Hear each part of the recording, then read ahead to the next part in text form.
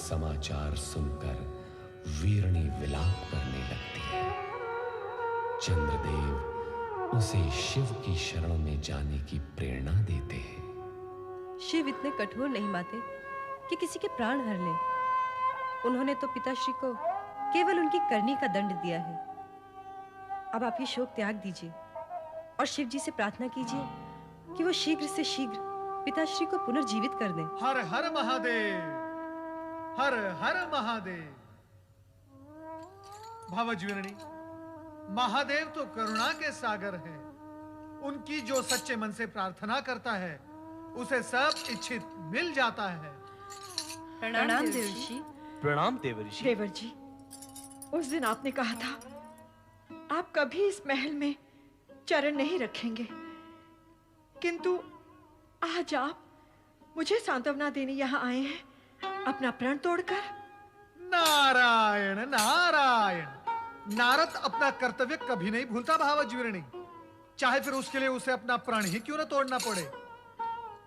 विश्वास रखो भावज, आपका सुहाग अखंड है और अखंड ही रहेगा। भ्राता दक्ष का धड़ यद्यपि निश्चेष्ट होकर यज्ञ भूमि में पड़ा है, फिर भी उसमें प्राण शेष है। और जैसे ही शिवजी की कृपा होगी, भ्राता दक्ष पुनर्जीवित होकर उठ बैठेंगे।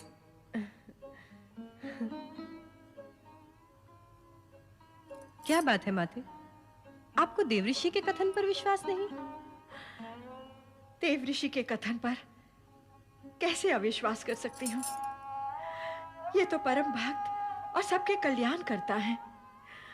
परंतु जब अजर अमर परमात्मा सदाशिव से मैं अपने पति का जीवन दान मांगूंगी, तब यदि उन्होंने मेरी प्रिय पुत्री सती के आत्मदाह की बात छेड़ी, तो मैं क्या उत्तर दूंगी? क्या उत्तर दूंगी मैं? नारायण नारायण।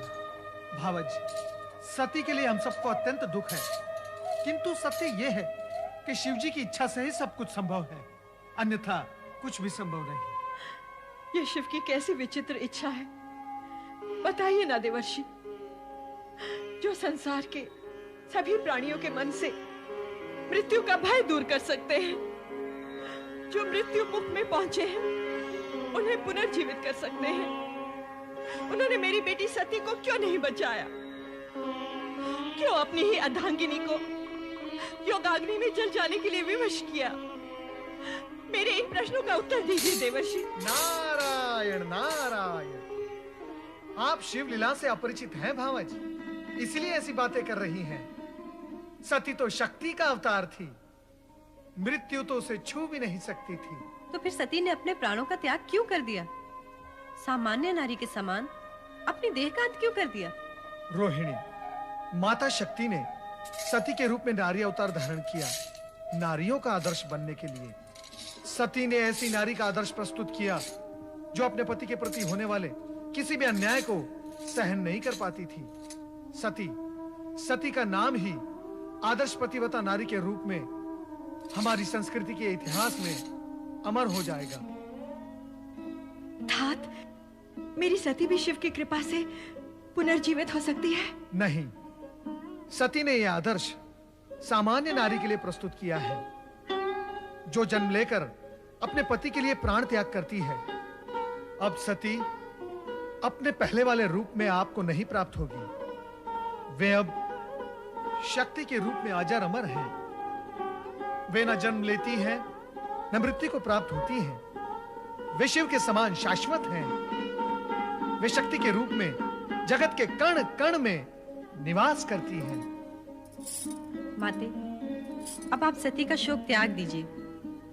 वो अब हमें सती रूप में नहीं, शक्ति रूप में दर्शन देंगी। क्यों देवऋषि?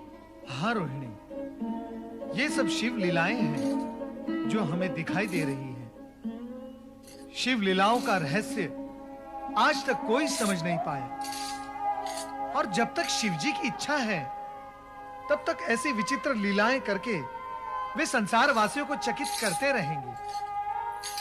भावज वीरणी, मेरी ये इच्छा है कि कैलाश जाकर आप भी ये शिव लीलाएं देखें और देवादिदेव महादेव के चरणों में अपना शीश नमाकर प्रार्थना करें, तब देखना शिव जी की दया का चमत्कार। भ्राता दक्ष अवश्य जीवित होंगे। हाँ, अवश्य जीवित होंगे।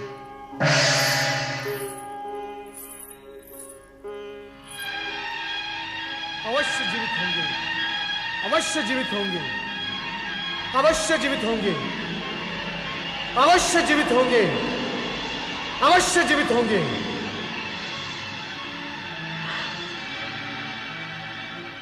मैं भोलेनाथ की शरण में कैलाश जाऊंगी। जय महारुद्र।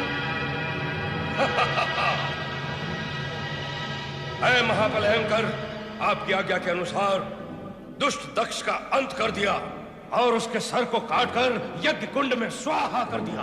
वीरभद्र, तुम मेरी आज्ञा का पालन कर धन्यवाद के पात्र हो गए हो। सभी गणों में सर्वश्रेष्ठ हो, यशस्वी भवा। जय महारुद्र।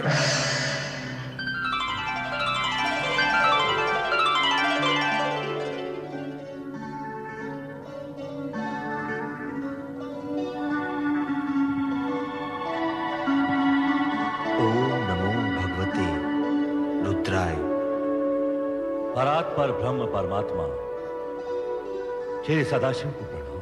करुणा सागर भक्त वत्सल भगवान शिव शंकर को वंदन।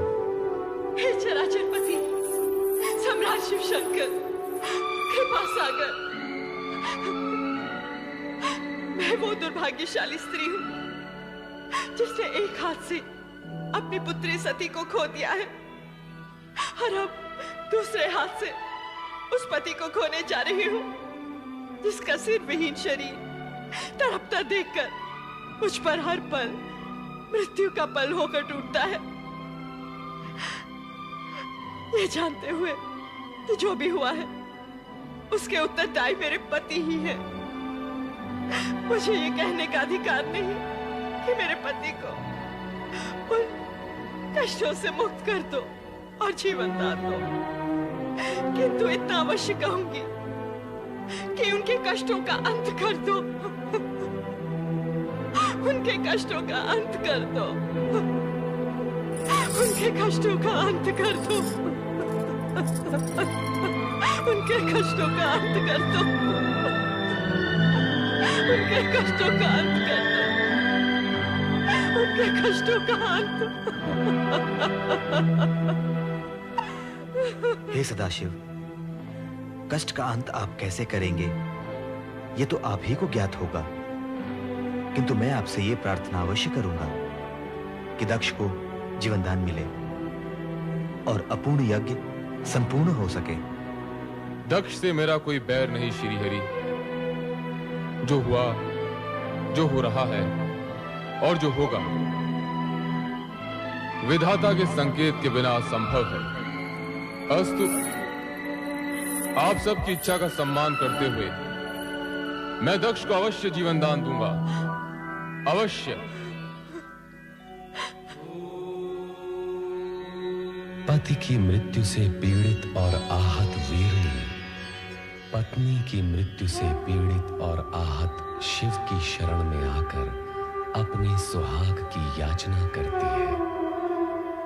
लोक कल्याणकारी शिव उसे अभयदान देते हैं और वीरनी के सुहाग की रक्षा हेतु यज्ञशाला में पहुंचते हैं। स्वामी, स्वामी, स्वामी, स्वामी कहाँ तुम? स्वामी,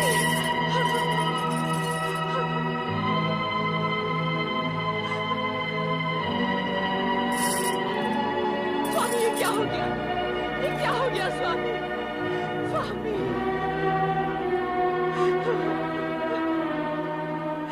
प्रभु कृपा कीजिए, कृपा कीजिए भोलेनाथ, कृपा कीजिए। प्रजापति दक्ष वृथा अभिमान से उपजे अपने भयंकर अपराधों का दंड तुम्हें मिल गया है। अब अपने अपूर्ण यज्ञ को पूर्ण करने के लिए तुम्हें अजामुख बनाकर नया जन्म दिया जा रहा है। तुम्हें यह मुख देने के पीछे तात्पर्य है कि इसे देखकर संसार वासियों को तुम्हारे कर्म सदा के लिए याद रहेंगे और वे अपने आप को ऐसे कर्मों से दूर रखने का प्रयत्न करेंगे। कल्याण भवतु।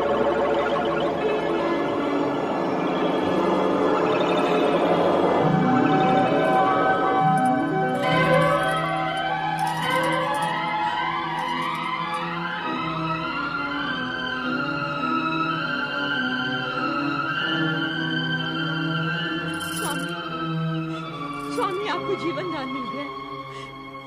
मेरा जीवन धन्य हो गया। हे देवाधिदेव, हे महादेव, हे भोलेनाथ, आपने मुझ जैसे नराधम को जीवन दान क्यों दे दिया? क्यों जीवन दान दे दिया प्रभु? ये अहंकार का मारा दक्ष तो हत्यारा है प्रभु, हत्यारा। अपनी पुत्री का और इन सब का जो यहाँ यज्ञ का फल लेने आए थे। हे प्रभु, इस दुष्ट नीच खल दक्ष को आपने पुनर्जीवन दे दिया, आपने पुनर्जीवन दे दिया प्रभु। इस उपकार के लिए मैं सदा सदा के लिए आपका आभारी रहूंगा, आपका कृतज्ञ रहूंगा प्रभु। दक्ष प्रजापति, मैंने तुम्हें यज्ञ का संपूर्ण फल दिया। अब आप यज्ञ पूर्ण कीजिए।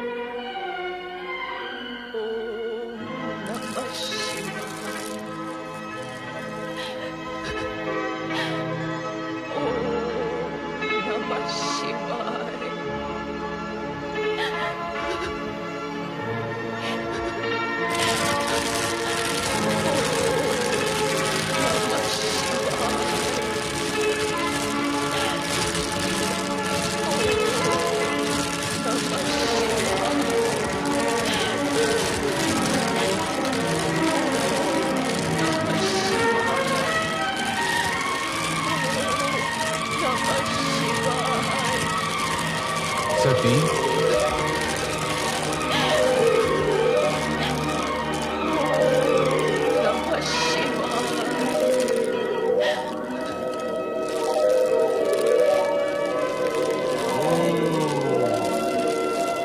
देवी सती सदा शिव का और जीवन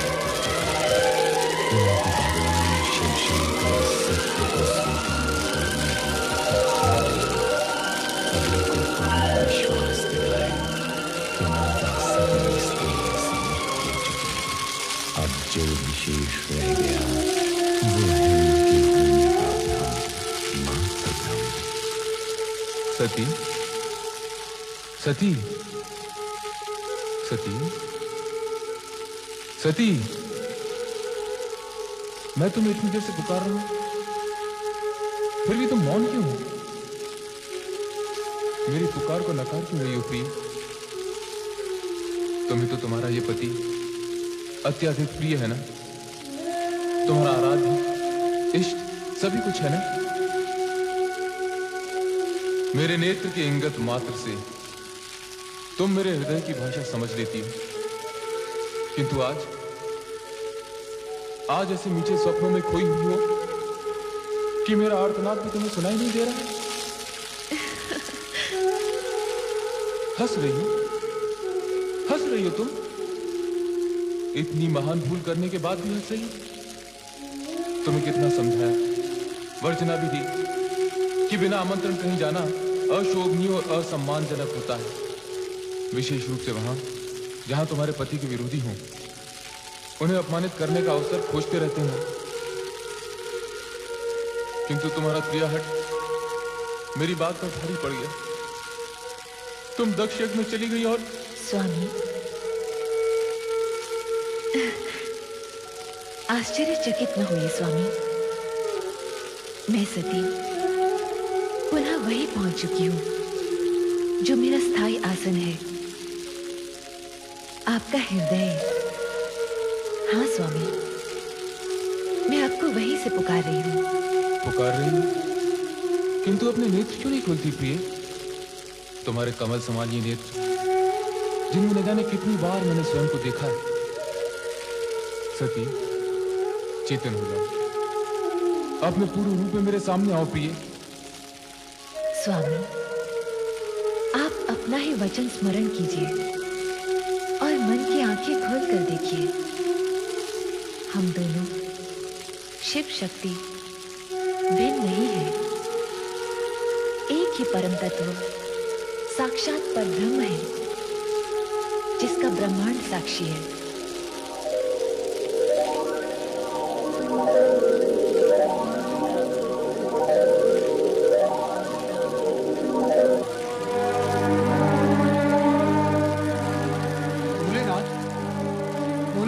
नारद का प्रणाम स्वीकार हो। मंगल हो। प्रभु, आप कहाँ जा रहे हैं? देवी सती हमसे रुष्ट हो गई है। भोलेनाथ, आप ये कैसी बातें कर रहे हैं? क्यों? क्या सदा पत्नी को ही पति का साथ देना चाहिए, पति को नहीं? हम अपनी रुष्ट प्रिया का साथ कभी नहीं छोड़ेंगे।